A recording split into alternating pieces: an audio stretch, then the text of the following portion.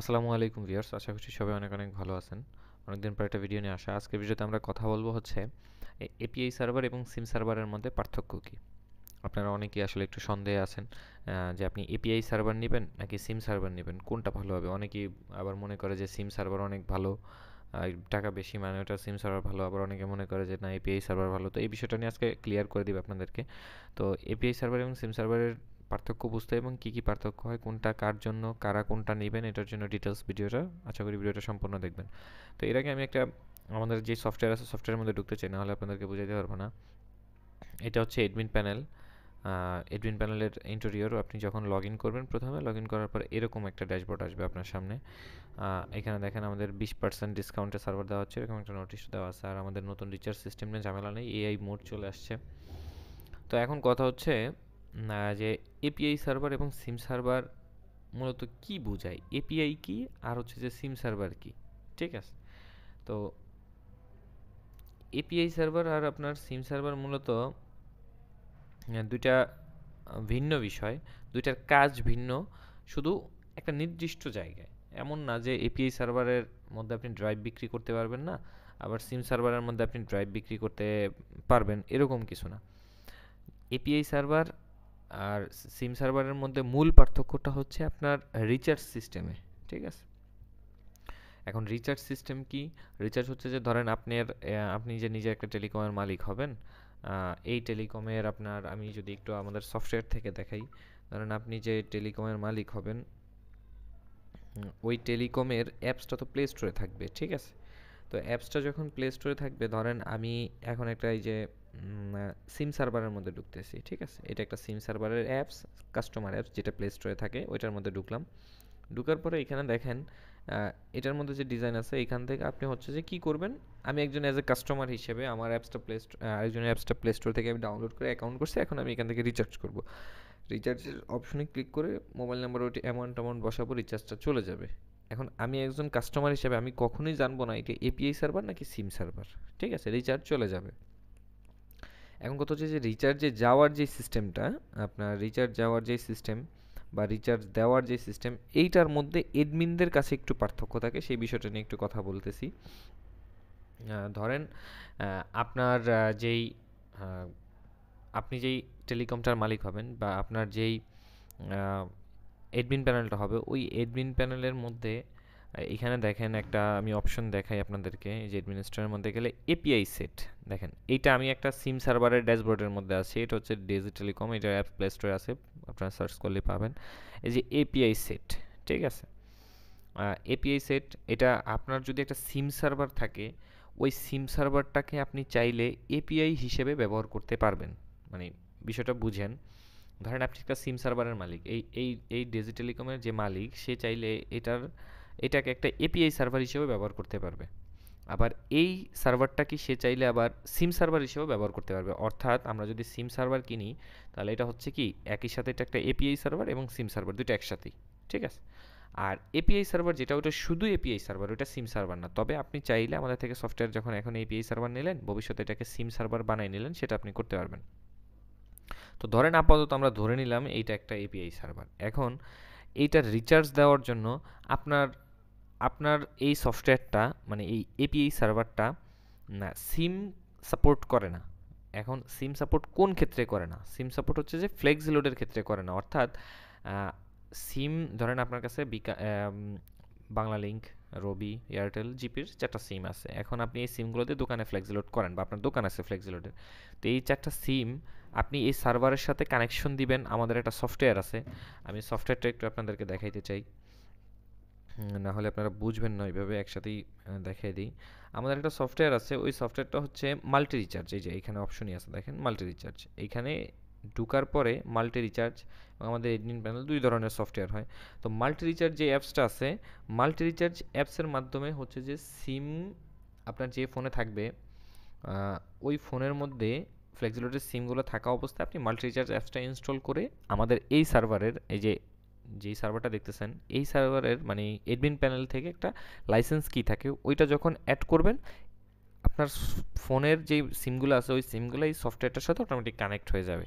কিন্তু এটা হবে কোন সময়? যখন এটা সিম সার্ভার। কিন্তু এই সার্ভারটা যদি এপিআই সার্ভার হয়, তাহলে মাল্টি রিচার্জের মধ্যে আপনি সিম নিবেন, নেওয়ার পরে যতই লাইসেন্স কি বসেন এটা সার্ভারের সাথে সিমটা কানেক্ট হবে না। তো এখন কথা হচ্ছে যাদের এপিআই সার্ভার তারা তাহলে রিচার্জ নেবেন কীভাবে? তাদের রিচার্জের সিস্টেম হচ্ছে এইভাবে, ধরেন এইটা একটা সিম সার্ভার, এখন আবার ধরেন এটা একটা সিম সার্ভার, এটা একটা সিম সার্ভার, এখন এই সার্ভারটার সাথে সিমের কিন্তু কানেকশন করা আছে, ঠিক আছে? এই সার্ভারটার সাথে কি সিমের কানেকশন করা আছে। এখন সিমের কানেকশন করা অবস্থায় যেহেতু এটাই আছে, এখন আপনার যে এপিআই সার্ভারটা আছে ওই সার্ভারটার সাথে আমি এই সার্ভারটার একটা কানেকশন করে দিব, মানে এইটার লিঙ্ক করে দিব। তখন কি হবে, এইটার সাথে যে সিমগুলো আছে ওই রিচার্জ, ওই সিম থেকে রিচার্জগুলো এই সার্ভারটা হয়ে আপনার সার্ভারটার মধ্যে দিয়ে কাস্টমারের কাছে চলে যাবে। এখন আপনার কথা হচ্ছে তাহলে ওনারে আপনি ওনার সাথে লেনদেন করবেন কীভাবে? যদি আপনার এপিআই সার্ভার হয়, আপনি এই টেলিকমের সাথে ধরেন এপিআই কানেকশন নিলেন ওনার থেকে, তো ওনার সিমে ধরেন ব্যালেন্স আছে 50,000, এখন আপনার তো আর 50,000 ব্যালেন্স লাগবে না, ধরেন আপনার 10,000 লাগে দিনে, আপনি 10,000 টাকা ওনাকে দিলেন, উনি আপনাকে 10,000 টাকায় যে কমিশন হয়, ধরেন 10,000 টাকায় ধরলাম, আমি হিসাব করে দিলাম না, 10,000 টাকায় 500 টাকা এক্সট্রা আপনাকে, আপনার একটা অ্যাকাউন্ট হবে এই টেলিকমে, ধরেন ডিজি টেলিকমে, সাথে আপনি এপিআই কানেকশন করবেন, আপনার টেলিকম হচ্ছে রফিক টেলিকম, রফিক টেলিকমের মালিক আপনি, আপনাকে ডিজি টেলিকম থেকে একটা এক্সট্রা একটা অ্যাকাউন্ট করে দিব, ওই অ্যাকাউন্টে একটা ব্যালেন্স দেখাবে, ধরেন আপনার 5,000 ব্যালেন্স। তো আপনার কাস্টমাররা 5,000 পর্যন্ত রিচার্জ করতে পারবে, কারণ আপনি যে টেলিকমের সাথে কানেকশন করতেছেন ওই টেলিকমের থেকে আপনি যে টাকা ব্যালেন্স নেবেন আপনার কাস্টমাররা সে পরিমাণ ব্যালেন্সে রিচার্জ নিতে পারবে। তখন যখন ব্যালেন্স শেষ হয়ে যাবে আপনি আরও নেবেন এই টেলিকম থেকে, উনি আপনাকে কমিশন সহ হাজারে যে কমিশনটা উনি আপনাকে দিবে সেইটা সহ আপনাকে ব্যালেন্স দিবে। এইভাবে হচ্ছে যে এপিআই কানেকশনের মাধ্যমে এপিআই সার্ভারে রিচার্জগুলো যায়। এখন আরেকটু বিষয় বলি, সেটা হচ্ছে সিম সার্ভারে তাহলে রিচার্জ কীভাবে যায়। সিম সার্ভারে রিচার্জগুলো আছে ওই যে মাল্টি রিচার্জ যে অ্যাপসটার কথা বলছি, ওইটার মধ্যে আপনি সিমগুলো কানেক্ট করে নিজে হচ্ছে যে আপনি করতে পারবেন, কি বলা যায়, রিচার্জটা দিতে পারবেন। আবার যদি আপনি চান যে আপনি এইভাবে চালাবেন না, তো সেক্ষেত্রে আপনি হচ্ছে যে করবেন, আপনার এই সার্ভারটা কি আবার অন্য একটা সিম সার্ভারের সাথে কানেকশন করে নেবেন, এটা এপিআই সার্ভার হিসেবে আপনি চালাতে পারবেন। কানেকশন করে নিলে ওনার থেকে আবার রিচার্জ যাবে, সেম সিস্টেম। এখন কথা হচ্ছে যে এপিআই সার্ভারে কী থাকে, সিম সার্ভারে কী থাকে, বা একেবারে সহজ একটা প্রশ্নের উত্তর দিব, সেটা হচ্ছে যে এইখানে যে ড্যাশবোর্ড দেখতেছেন, যেমন দেখতেছেন এপিআই সার্ভারও একদম সেম টু সেম, একটা অপশনেরও কমতি নাই, একটা কিচ্ছুর কমতি নেই, একদম সেম টু সেম, কোনো পার্থক্য নাই।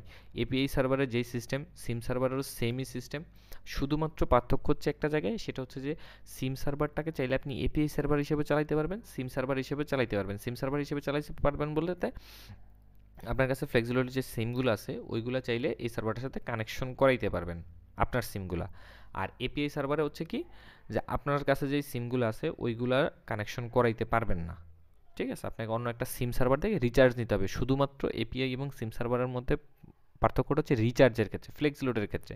এখন অনেকে বলতে পারেন যে আমার এপিআই সার্ভার, আমি কারো থেকে কানেকশন নিব না, তাহলে কি আমি রিচার্জ দিতে পারবো না? হ্যাঁ, আপনি পারবেন। আপনি ধরেন আপনার কাছে রিকোয়েস্ট আসলো, আপনি ম্যানুয়ালি অ্যাড করে দিবেন, বুঝেন না, ম্যানুয়ালি আপনি সাকসেস করে দিবেন, সেটা করতে পারবেন কারো থেকে না নিলে। আর এপিআই সার্ভার সিম সার্ভারের মধ্যে যে অপশন, সেম অপশন, কোনো পার্থক্য নেই। এইটাও সিম সার্ভারও ড্রাইভ যেভাবে সেল হয় এপিআই সার্ভারও সেমভাবে সেল হয়। আপনার অনেকে প্রশ্ন করেন যে সিম সার্ভার মনে হয় বেশি ভালো, বেশি ভালো না, বেশি খারাপও না, একই জিনিস, কোনো পার্থক্য নাই, সেম টু সেম। আবার আপনার এপিআই সার্ভারে কি কোনো প্রবলেম হয় কি, রিচার্জ ডিলে হয় কিনা, আসলে এটা নির্ভর করে আপনি যার থেকে এপিআই কানেকশন নিতেছেন তার যদি সিমের আপনার, সে যদি ধরেন একটা ভালো ডিভাইস ব্যবহার করতেছেন আমার রিচার্জে, তো সেক্ষেত্রে আপনার ডিলে হবে। তো সে যদি ভালো ফোন ইউজ করে তো সেক্ষেত্রে ডিলে হওয়ার কোনো সুযোগ নেই, সাথে সাথে রিচার্জ চলে যাবে, ঠিক আছে? সুতরাং ওই ধরনের মনোভাব থেকে বের হয়ে আসেন। এপিআই সার্ভারও ভালো, সিম সার্ভারও ভালো, কোনো পার্থক্য নেই, একই জিনিস। শুধু হচ্ছে যে আপনি যখন এই দেখেন এটা একটা সিম সার্ভার, এইটার মধ্যে এখানে এপিআই সেটের অপশন আছে, আপনার এপিআই সার্ভারের মধ্যে দেখবেন এখানে এপিআই সেটের অপশন আছে। আবার এইটার মধ্যে দেখবেন যে add service, service list, modem list, API set, balance, এই সব অপশন থাকবে, কোনো পার্থক্য থাকবে না, সেম টু সেম হবে। এইখানেও কাস্টমারের যে অপশনগুলো থাকবে সব থাকবে, এইটারও অ্যাপস প্লে স্টোরে থাকবে, ওইটারও অ্যাপস প্লে স্টোরে থাকবে, কোনো পার্থক্য নেই, ঠিক আছে? তো এখন হচ্ছে যে কারা এপিআই সার্ভার নেবেন, কারা সিম সার্ভার নেবেন। প্রথম কথা হচ্ছে যে আপনি যদি একজন দোকানদার হন, আপনার যদি ফ্লেক্সিবিলিটির সিম সবগুলো আছে, আপনার এক্সট্রা ফোন আছে, বা আপনি একটা ফোন দিয়ে সবগুলো চালাতে পারবেন, এরকম একটা ফোন এক্সট্রা আপনার আছে, অথবা নিজের ফোন দিয়ে আপনি করতে চাচ্ছেন যে আমি আমার নিজের ফ্লেক্সিবিলিটির সিম দিয়ে রিচার্জগুলো দিব, সেক্ষেত্রে আপনার জন্য রেকমেন্ডেশন হচ্ছে সিম সার্ভার। এখন আরেকটু কথা আছে, দেখা গেছে আপনার বাজেট যদি কম থাকে, যেমন আমাদের সিম সার্ভারের প্রাইস অবশ্যই একটু বেশি, তো আপনার যদি বাজেট কম থাকে সেক্ষেত্রে আপনার কাজ হচ্ছে কি আপনি প্রথমে এপিআই সার্ভার নেবেন, নেওয়ার পরে ধরেন আপনি 10-15 দিন 20 দিন পরে ওইটাকে আপগ্রেড করে ওইটাকে সিম সার্ভার বানিয়ে নিলেন। খরচ আপনার বাড়তি লাগবে না, একই পরিমাণ খরচ লাগবে। আপনার কাজ হচ্ছে কি, ধরেন এখন আপনি একটা নির্দিষ্ট সিম এপিআই সার্ভার দাম কম, ওই দামে এপিআই সার্ভারটা নিলেন। তারপরে আবার সিম সার্ভার করতে ওই যে কয় টাকা বাকি থাকে ওই কয় টাকা দিলে আপনার ওটা সিম সার্ভার অটোমেটিক হয়ে যাবে। এইভাবেও নিতে পারেন। আবার যাদের হচ্ছে যে ফ্লেক্সিলোডের সিম নাই, আপনারা অন্য চাকরির সাথে জড়িত, অন্য বিজনেসের সাথে জড়িত, ফ্লেক্সিলোডের সিম নেওয়ার ইন্টেনশন নাই, তারা হচ্ছে যে এপিআই সার্ভারটা নেবেন। আমি সবাইকে রেকমেন্ড করি এপিআই সার্ভারের জন্যই। যদি আপনার সিম নেন, ভবিষ্যতে সেটাকে আপগ্রেড করে নিয়ে সিম সার্ভার করে নিলেন, সেটা হচ্ছে অন্য বিষয়। আপনি অন্য বিজনেসের মধ্যে থাকলে আপনার এই সিম সার্ভার নিয়ে একটু আপনার জন্য হিবিজিবি মনে হবে প্রথমে, কারণ সিমগুলা কানেক্ট করা। আবার যদি মনে করেন যে আপনার বাজেটে কোনো সমস্যা নেই, আমার ধরেন আমার 20,000 টাকা বা 15,000 টাকা 12,000 টাকা বাজেট নিয়ে কোনো প্রবলেম নেই, আমি একটা সিম সার্ভার নিতে পারতেছি, আমার কাছে টাকা আছে, তো সেক্ষেত্রে আপনি সিম সার্ভারটা নিতে পারেন। নিয়ে আপনার কাছে সিম নেই, সেক্ষেত্রে আপনি এটা এপিআই হিসেবে ব্যবহার করলেন, পরবর্তীতে সিম ব্যবস্থা করে বা ম্যানেজ করে করে নিলেন। যেহেতু সিম নিয়ে কথা বলতেছি, এর মধ্যে অনেকে প্রশ্ন করবেন যে আসলে সিম কোথায় পাওয়া যায়।